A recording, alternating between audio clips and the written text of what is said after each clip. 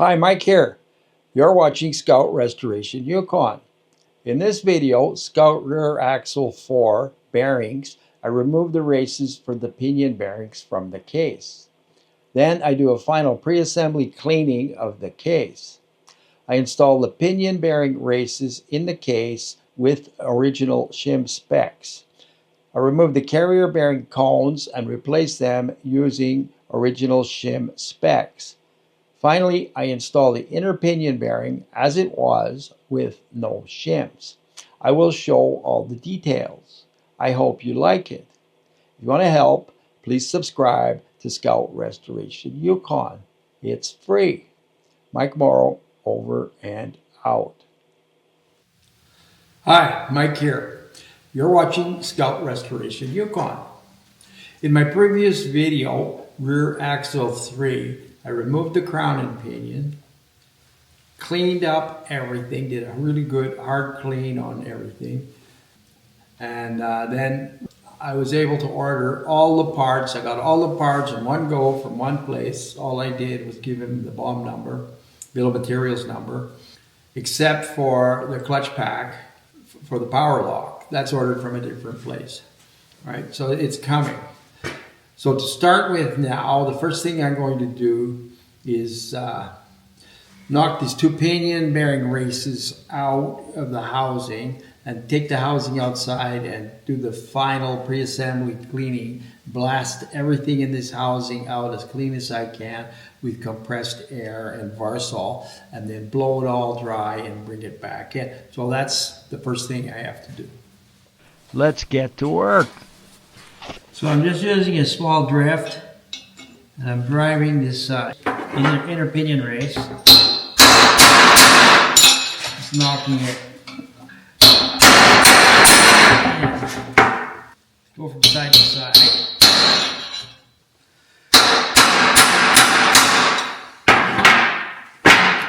Just have a little look here.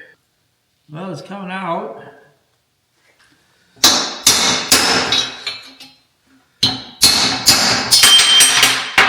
Okay, well, that's knocked out,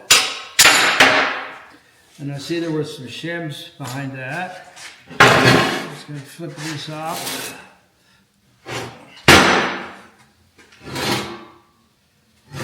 Yeah.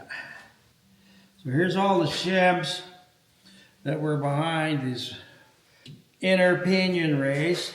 I don't see any more inside there. So I'll be replacing these shims with new shims, and what I'll do is I'll measure these shims and I'll select the same thickness of the shims and install the new race later on, and hopefully it's going to be trial and error, so hopefully that'll work. If it doesn't, well, we'll just have to adjust it. So there's the inner pinion shims wired to the bearing so that I can't get them mixed up.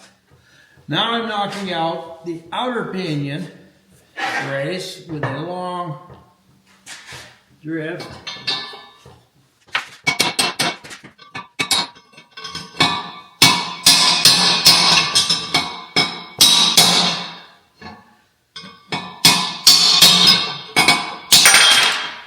There it is. This one shouldn't have any shims. We'll just have a look here. Let's see. Flip this up. And you don't need shims here because the shims go on the pinion. I never take these bearing races out until I get the parts. I don't know why. It's just the way I do it. So I'm just looking everywhere for missed things, leftover things, anything forgotten.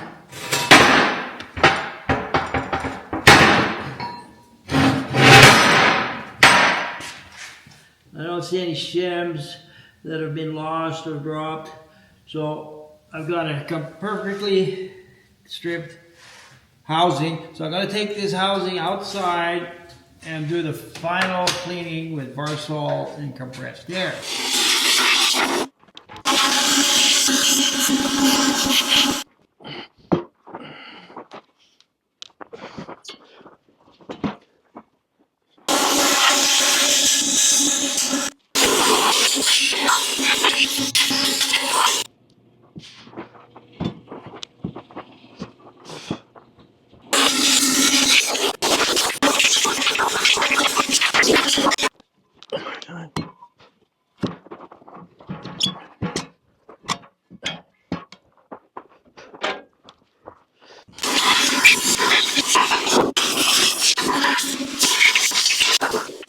This is the differential overhaul kit from Quality Gear.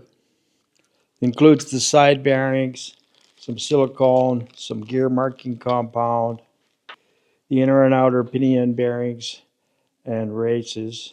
Because I'm using the trial and error method, I have two pinion bearings. I have a cheap Chinese one and a good Timken one. Here, I have all the shims, new nut, new pinion seal. These are the old shims for the inner pinion bearing. They kind of got mangled when I knocked the bearing out, when I knocked the race out. So they're a little difficult to measure, but I managed to measure them with my digital vernier. Before doing that, I checked the calibration on my vernier with a 10 thou feeler gauge, and it's bang on. It says my 10 thou feeler gauge is 10 thou. So I measured these four shims, and it came out a little over 10 thou, but they're dished, so it's hard to get a really good measurement. And I think because my new Shims. I have only the option of 10 or 20, right? I think these are probably actually 10 thou shims. So four of them makes 40,000. So then I've taken two 10s out of my kit and one 20. So I've got 40,000. So that's what I'm going to use on the inner pinion bearing. Attention, fellow Scout enthusiasts. Thanks for watching. I hope that you're getting useful insights from my videos. If I can earn 1,000 subscribers, I will be able to create Scout videos for a long time. Please like and subscribe so that we can continue this journey for years to come. I will show all the details. Over and out. So I'm dropping this 40 thou shim pack into the hole there, making sure they're seated. They're well seated in the bottom. Now I'm going to go get the race or cup out of the freezer. Sorry, I lost the clip of driving in the inner pinion bearing race. So I've just put the old race on top of it. I'm just going to give that a couple of whacks.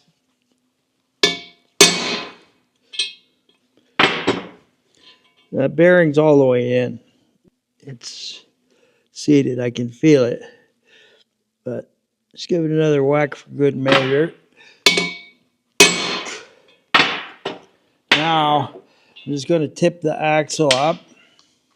And you can see that race is seated. So it's good to go.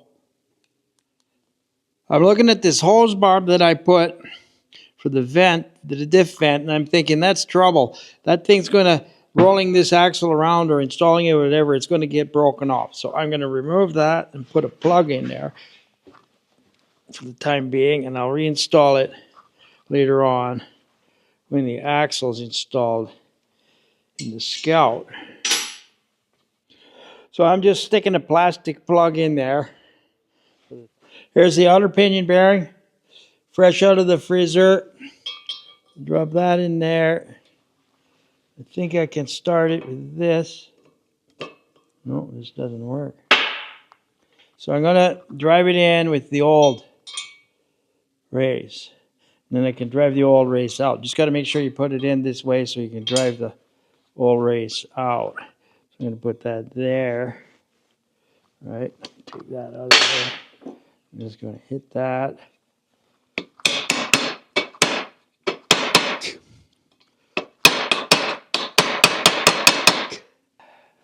It's coming.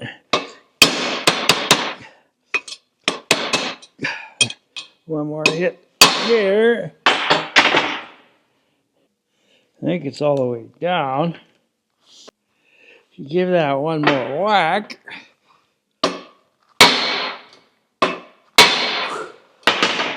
you can just tell by the sound. And flip it over and have a look. You can see inside there that that's seated. So that race is seated. So it's good to go. Now I will pull the bearing off the carrier case half that has the crown gear on it.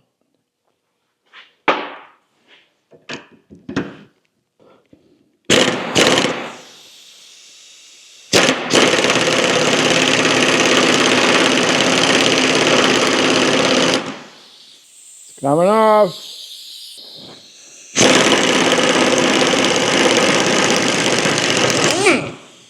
Off she comes. There's the bearing. Pull her. There should be some shims here. Yeah. Some shims here, a little shim pack here. So I will measure these shims and I will put new shims on there when I put the new bearing on. Give that a wipe. I won't be reusing the bearing. Want everything new. Now I'm getting ready to pull the bearing off the other case half. So I got my bearing separator here. Just put that on there like that. Tighten these nuts up.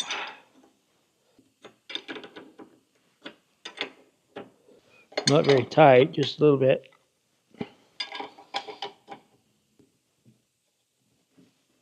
All right. The socket on here. That on there. Puller.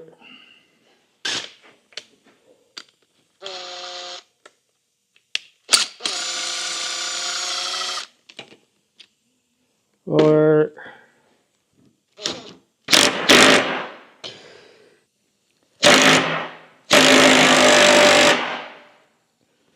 A little bit. Now I'll tighten these up if they'll go. There's some shims on this one too. Try the big impact.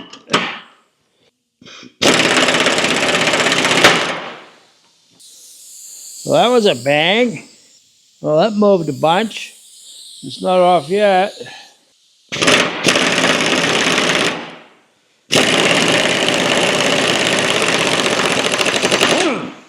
There. That's another one off. Take a look at that. Another bearing. Bearing separator. Socket. Now, we have a bunch of shims on this side. So I'll be just using the new shims the same amount or reusing these, whichever. These are the new bearings that came in the kit. They're too big. Way too big. Bearing I pulled off of there is a 25577. The bearing they sent me is a 25590 cone. It's the same, except for the ID. The races are the same. The races are the same number. So what went wrong?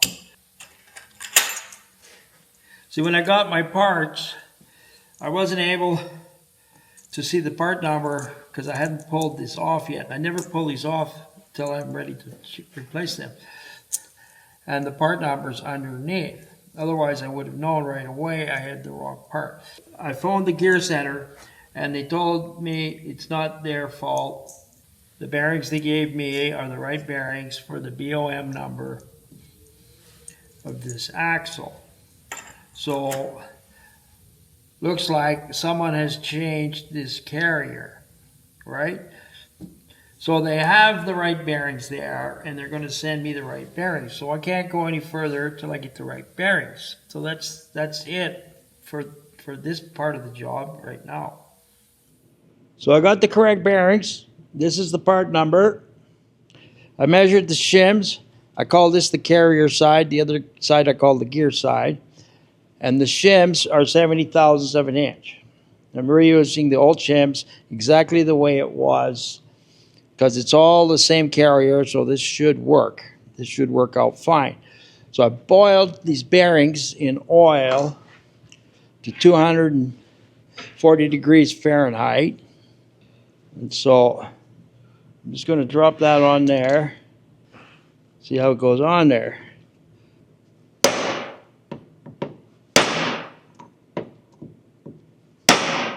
So it's going on, and it's going on straight.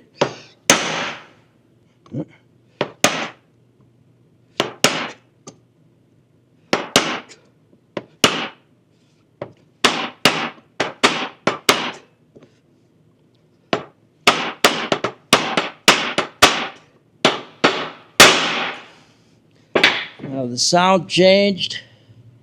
Let's grab a feeler gauge here. Oh yeah. Can't get a feeler gauge in there. Just going to whack it one more time. Here.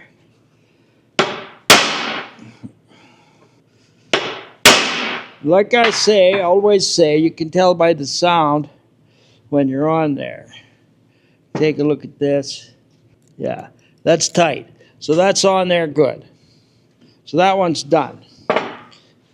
Now this is the gear side here, right?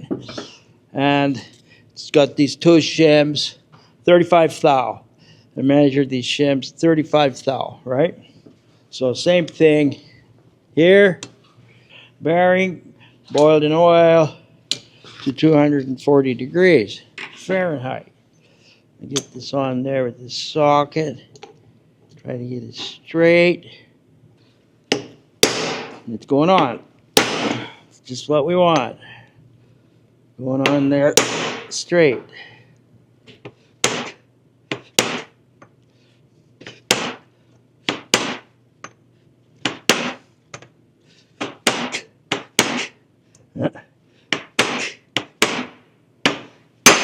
There, you see the sound changed.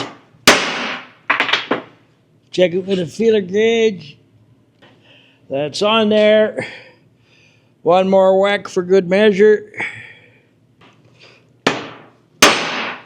And you can hear it.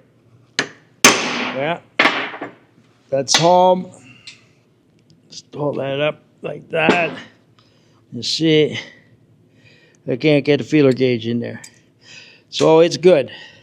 Those bearings are on there good. So I really like to boil the bearings in oil. As long as you don't get them too hot, it doesn't affect the metallurgy at all. Because if you press a bearing on cold, You're always taking metal off. So how many times the bearing comes off and on of something, you know, eventually you're going to take off too much metal. I boil them in oil and they go on there quite easy. And so that's that part done. Here's the new crown and pinion. What I'm after right now is the pinion. So we're going to put the pinion bearing on, install the pinion bearing. So this crown and pinion, they're coated with this black stuff. And I was thinking I should clean it off. But then I looked it up and on Google, and some people say to clean it off with brake clean, and some people say to leave it on there because it was originally put on to protect the metal from corrosion, but it also acts as a lubricant during break-in. So I actually phoned the gear center and asked them about that, and they said to leave it on there. So I'm not going to clean that black stuff off. What I'm going to do is heat the bearing up to 230 degrees and install it onto there. And there are no shims under this bearing here. So here's the bearing, 240 degrees. I'm going to drop it on there. And it just went right on there all the way. I'll give it a little tap for good measure. It doesn't need it. That's on there. So we'll just let that cool off. That's the part number for the pinion bearing. I bought 2 pinion bearings because I might have to pull this one off again and shim it. Everything is unknown because it's all new. So there we go. We have our new pinion bearing installed on there. It's all the way on. I can't get a skinny feeler gauge in there. Nothing. It's on there just perfectly. So that's it for installing inside bearings. In conclusion, that went very well. I'm happy with the bearing installation. I think I may have overheated the inner pinion bearing. Luckily, that's my setup bearing and I will be replacing it anyway. In my next video, rear axle 5, Dana 44 power lock rebuild, I replace the clutches and Belleville washers and assemble the carrier case halves. I will show all the details. I hope you like it. If you want to help, please subscribe to Scout Restoration Yukon. It's free. Mike Morrow, over and out.